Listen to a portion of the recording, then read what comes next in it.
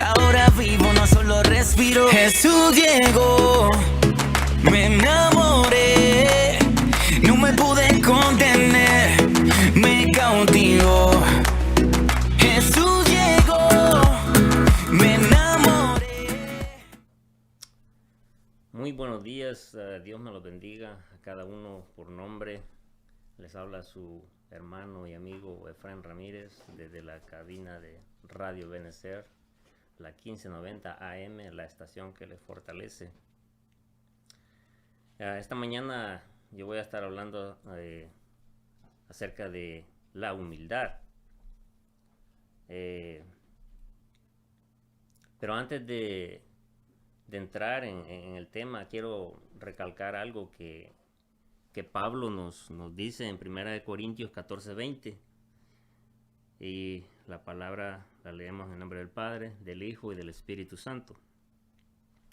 Hermanos, no seáis niños en el modo de pensar, sino sed niños en la malicia, pero maduros en el modo de pensar. También en 1 Corintios 13:11 nos dice Pablo: cuando yo era niño, hablaba como niño, pensaba como niño, juzgaba como niño, mas cuando ya fui hombre, dejé lo que era de niño. Pablo claramente dice que él dejó las cosas de niño. No dice Dios me quitó las cosas de niño. Así que si usted está pensando en mandar un mensaje por WhatsApp al grupo de la iglesia, Guerreros del Altísimo, no sé, y usted está pidiendo oración para que Dios le quite las cosas de niño, pues déjeme decirle que está perdiendo su tiempo, porque para dejar las niñerías es una decisión que como adulto nosotros debemos tomar. Como si dejamos de ir a la iglesia porque el pastor o la pastora no me saludó, o el hermano o la hermana me hizo una mala mirada. Esas son las cosas de niño que nos habla Pablo. Son niñerías. Hay muchísima gente, yo diría la mayoría, que o deja de ir a la iglesia o nunca va.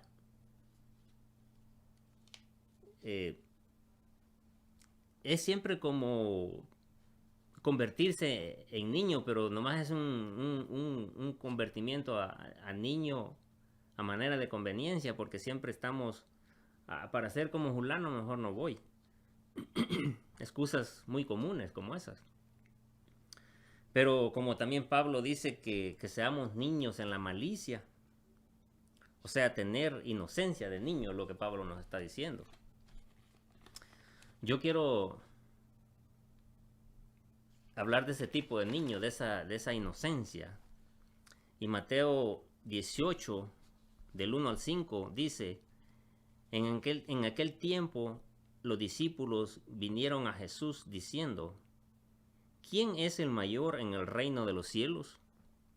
Y llamando Jesús a un niño, lo puso en medio de ellos, y dijo: de cierto os digo que si no os volvéis y os hacéis como niños, no entraréis en el reino de los cielos.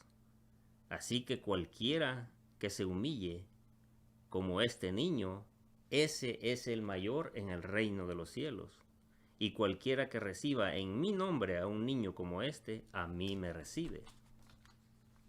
Entonces, como esta mañana vamos a ser como niños, yo lo voy a transportar a aquella edad donde tal vez su papá o su mamá o en la escuela a usted le contaban un cuento. Yo le voy a contar un cuento que es un ejemplo claro de lo que es la inocencia y la sinceridad de un niño. El cuento se trata sobre la soberbia y la arrogancia. Pero antes de contarle el cuento, yo quiero tocar unos versículos que hablan acerca de los niños. Y en Marcos 10, 13, 16 dice, y le presentaban niños para que los tocase, y los discípulos reprendían a los que los presentaban. Viéndolo Jesús se indignó y les dijo, dejad a los niños venir a mí y no se lo impidáis, porque de los tales es el reino de Dios. De cierto os digo que el que no reciba el reino de Dios como un niño, no entrará en él. En el contexto cultural judío de la época de Jesús, los niños no eran tomados en cuenta como inocentes o socialmente como inocentes. Así como lo hacemos ahora, que hablamos de la inocencia de un niño, sino que se consideraban como inmaduros, ignorantes y torpes. Tal vez no se escuche muy bien esa palabra, pero era la manera como ellos lo tomaban. Y lo que hacía más grande el problema es que un niño no conocía la ley. Entonces, debido a esto, se consideraba que los discípulos de Jesús, la presencia de los niños, según ellos, para Jesús era una molestia. Entonces, según ellos, los niños no tenían las condiciones básicas como para entender una doctrina. Si lo analizamos, podríamos llegar a la conclusión de que los discípulos en ese momento, ellos actuaron basados en la lógica. Pero hubo alguien que rompió esa lógica, y ese fue Jesús. Jesús le dice a sus discípulos que de los que son como niños es el reino, y que hay que recibir este reino como niño. Aquí el punto de comparación es que los niños no pueden valerse por sí mismos, sino que dependen del cuidado de otros. Y reciben las cosas no porque lo hayan ganado por méritos propios, sino que es algo gratuito, gratis. Por eso Jesús nos ofrece la salvación de una forma gratuita y no por mérito. Mateo capítulo 20 encontramos la historia de los obreros de la viña. Yo creo muchos conocen la historia y no la voy a contar, solo quiero hacer la comparación de cómo somos como adultos y cómo son los niños. De antemano yo quiero aclarar de que no voy a hacer una apología de lo que es la explotación infantil, pero si usted a un niño, usted le pone a hacer algo y usted le da $1, él lo recibe muy contento. Le da $20, igual la misma emoción. O sea, no mira ninguna diferencia. Esa es la inocencia de ellos. Pero si nos entramos un poquito en la historia de estos obreros de la viña, el dueño de la viña dice que sale en la mañana a buscar obreros para su viñedo. Y con los primeros que encuentra, él acuerda pagarles un denario. Pero como él mira que todavía falta mucho, dice la historia que sigue buscando gente. Pero al final viene y encuentra a unos que dice la Biblia que estaban desocupados. Son de esos que son tan honestos que encuentran un trabajo y lo devuelven. En otras palabras, pues, un par de haraganes. Y a la hora de pagarles, al igual que le pagó a los últimos que llegaron, eso mismo le pagó a los primeros. Y ahí comienza el problema. Es como aquellos hermanos que llevamos un tiempo en la iglesia, pero viene alguien nuevo y ya, que ya es diácono, ya es ujier, ya es pastor de jóvenes. Entonces eso a veces nos comienza a molestar.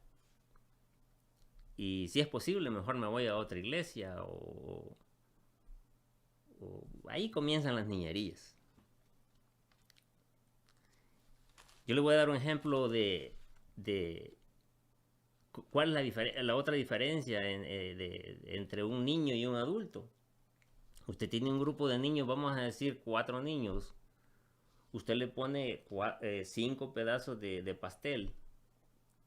Ellos en su inocencia, ellos se apuran a comérselo, el que le dieron, para comerse el otro que está de más. Ahora haga lo mismo con adultos.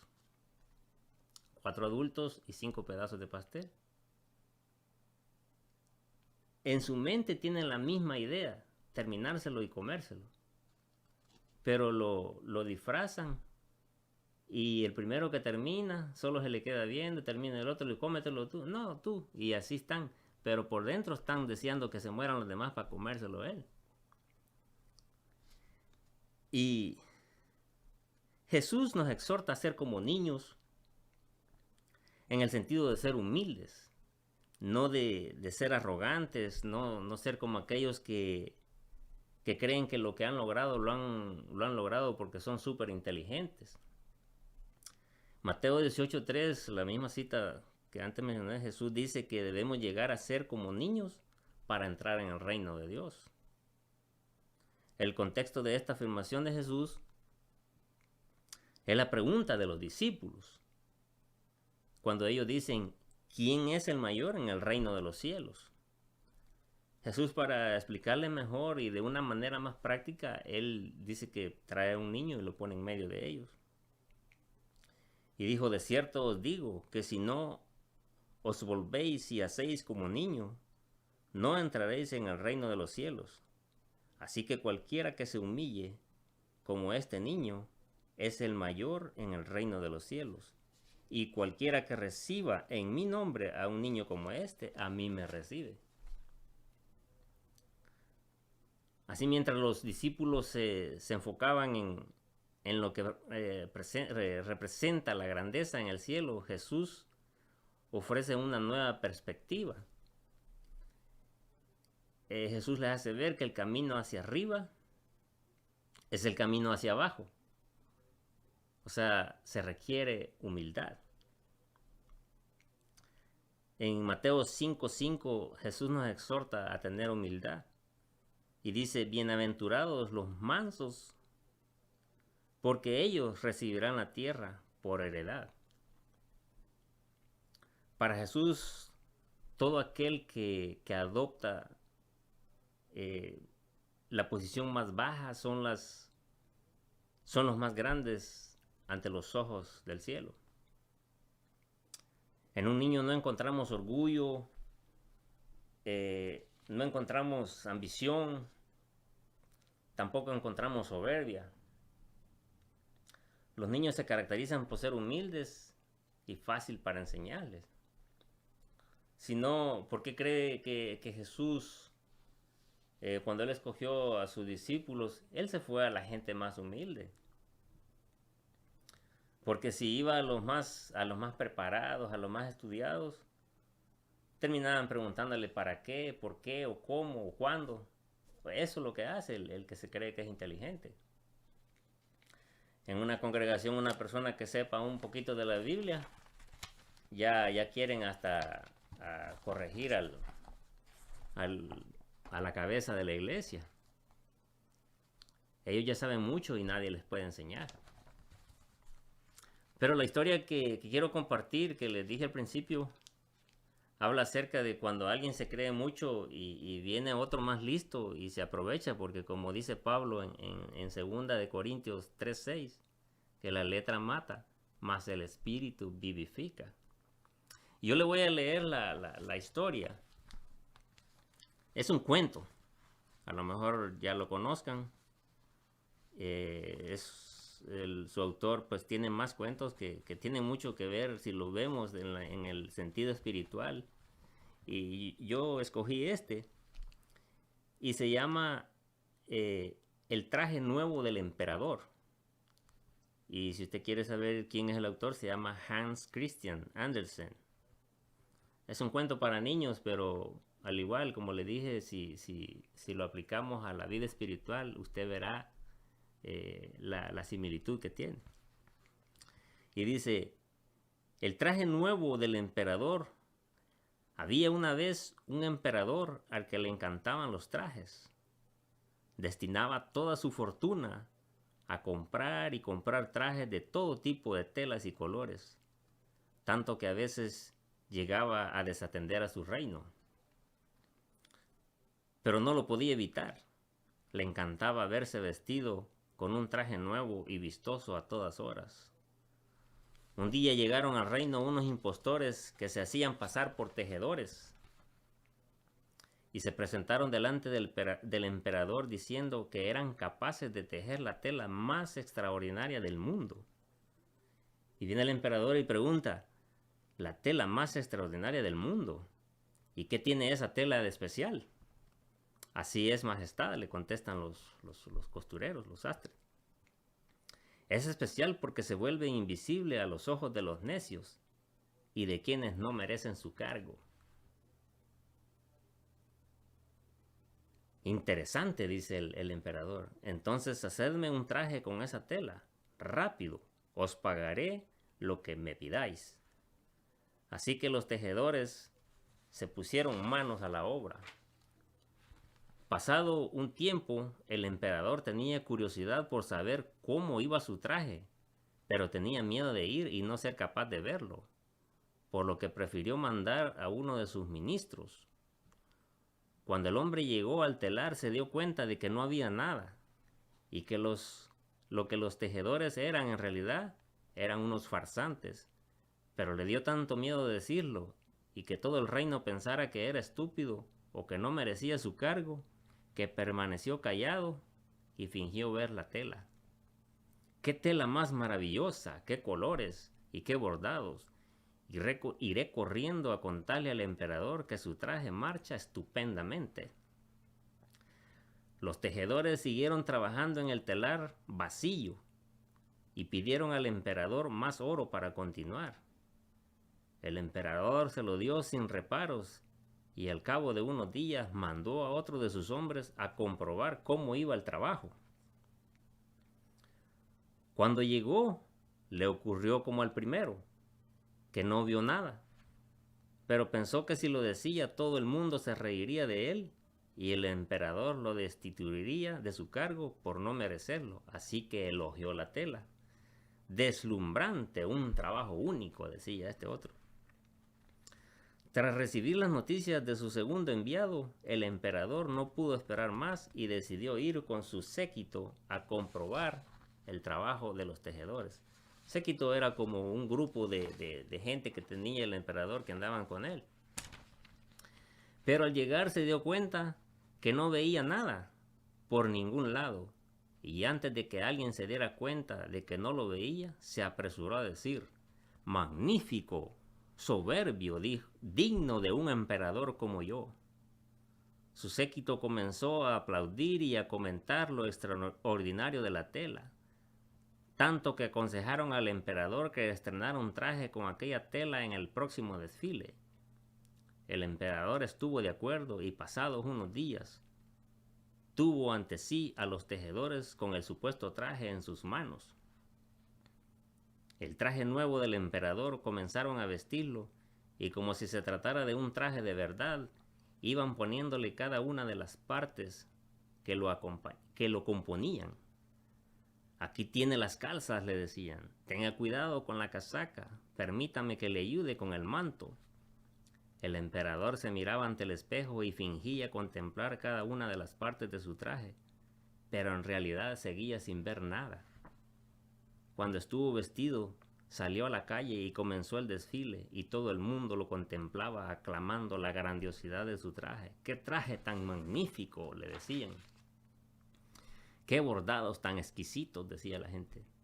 Hasta que en medio de los elogios se oyó a un niño que dijo: «¡Pero si está desnudo!». Y todo el pueblo comenzó a gritar lo mismo, pero aunque el emperador estaba seguro de que tenían razón, continuó su desfile orgulloso. Este emperador tenía un complejo de narcisismo. Usted sabe, el narcisismo es esa persona que tiene admiración exagerada por ella misma. A este hombre nadie le podía llevar la contraria. Dijera lo que dijera, ya fuera una tontera, una burrada, como decimos nosotros. Siempre la gente, siempre había gente que lo aplaudía. Y unos costureros o sastres, no sé cómo sea la verdadera palabra o la palabra correcta que debería de usar, se dan cuenta que pueden hacer negocio con este emperador, haciéndole creer que le pueden confeccionar un traje jamás visto, con hilos y telas invisibles que no existen en ninguno de los 5 continentes. Pero que solo lo pueden ver los de corazón limpio, los santos y los más puros. Entonces, como la gente y el emperador estaban acostumbrados a celebrar lo que fuera, aunque no les gustara, ellos tenían que hacer como que estaban de acuerdo. Es como que nos venga a visitar vamos a decir, un evangelista o un seminarista y nos mete sus ideas, y que mientras más santos somos, más aceptados seremos, o que entre más dinero demos, más seguro tenemos el cielo. Hasta nos reímos de a veces tonteras que dicen o hacen.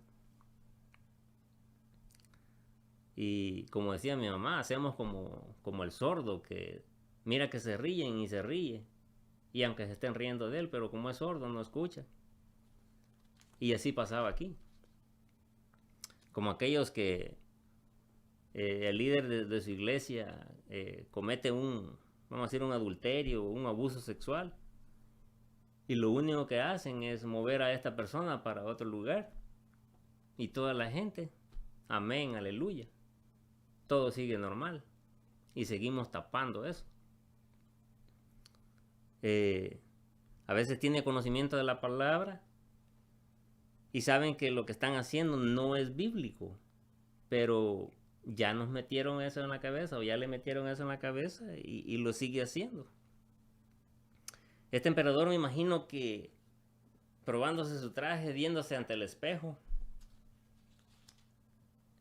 el primero que no ve nada es él. Pero decir que no miraba nada es aceptar que no tenía un corazón puro. Y los demás, a la vuelta de él, aplaudiéndole, amén, aleluya. Es como cuando en una predicación también hablan de envidia, egoísmo o de orgullo. O como a veces el hermano nos dice, ¿cuántos quieren que hable Dios? Pero ¿cuántos queremos que Dios nos hable? Entonces, si alguien en la prédica habla del envidia, egoísmo, orgullo, siempre pensamos que esa palabra es para el vecino, para la vecina. Nunca queremos aceptar que estamos desnudos. En esta historia nadie ve el traje. Y no es hasta que el emperador sale en su desfile y modelando su traje, sale un niño y grita: el emperador está desnudo. Y si a eso le agregamos que un borracho también sale al lado del niño, porque como dicen que los niños y los borrachos siempre dicen la verdad, hasta entonces todos comienzan a gritar: el emperador está desnudo. Y cuando quieren atrapar a estos supuestos sastres, pues estos ya van lejos. Este niño representa como cuando el Espíritu Santo nos redarguye o nos abre los ojos y nos hace ver más allá de lo que alguien nos ha metido en la cabeza. Me imagino que cuando presentan al emperador dicen algo como: el emperador lucirá su nuevo traje, pero solo lo pueden ver los de corazón limpio. Así que la gente ya estaba advertida. Ya les habían condicionado la mente. Mateo 24:5 dice: porque vendrán muchos en mi nombre diciendo, yo soy el Cristo, y a muchos se engañarán. Hermanos, la fe es la esencia de la vida cristiana. En toda la Biblia se nos llama a una vida de fe y se presenta como una necesidad. El capítulo 11 de Hebreos, si usted lo lee todo, ese capítulo le habla de fe y de aquellos que tuvieron y vivieron esa fe. La fe no es algo que se nos ocurrió a nosotros mismos. La fe es parte de la armadura de Dios. Es el escudo con el que nos protegemos de los dardos del enemigo. La Biblia no nos llama a tener fe como un niño, sino que nos llama a ser como un niño en el sentido de humildad y pensar con madurez. La cita que mencioné antes de Mateo 18 tiene esas cualidades, esas características que un niño tiene, que es la inocencia, la capacidad esa de asombrarse, pero sobre todo esa característica de humildad. En el sentido espiritual, ser como niño no significa ser inocente o no reconocer el mal o no verlo. Jesús se refiere a ser inocentes en cuanto a la maldad. Es muy común hoy en día tanta gente pues haciéndose camino, pero apartando a patadas y a codazos a otros. Usando malas palabras, engañando, faltos de honradez, odio, inmoralidad. Ser como niño es reflejar el fruto del Espíritu Santo. Por eso Gálatas 5, 22, 23 dice, mas el fruto del Espíritu es amor, gozo, paz, paciencia, benignidad, bondad, fe, mansedumbre, templanza. Contra tales cosas no hay ley. Y para agregarle más, el versículo 26 del mismo capítulo de Gálatas 5 nos dice que no nos hagamos vanagloriosos, irritándonos unos a otros, envidiándonos unos a otros. Dios quiere que nos esforcemos por estar siempre inclinados a favor de lo bueno y lo recto. Ser como niño no significa que confiemos en cualquier persona, que alguien venga y nos quiera meter sus ideas, o como mencionaba el pastor el otro día, es la forma como a veces viene alguien y nos mete o se le ocurre algo, interpreta de una manera y hay alguien que lo sigue y comienzan a hacer sus divisiones. Ser como niño no significa que confiemos en cualquiera, sino evaluar y saber dónde puede uno poner su confianza de verdad. Es decir, más que confiar en el hombre, hay que confiar en Dios. Y esta es la palabra que yo tenía para este día. Y como siempre digo, yo espero que sea de bendición y que Dios me lo siga bendiciendo donde quiera que se encuentren. Hasta pronto y gracias por su atención.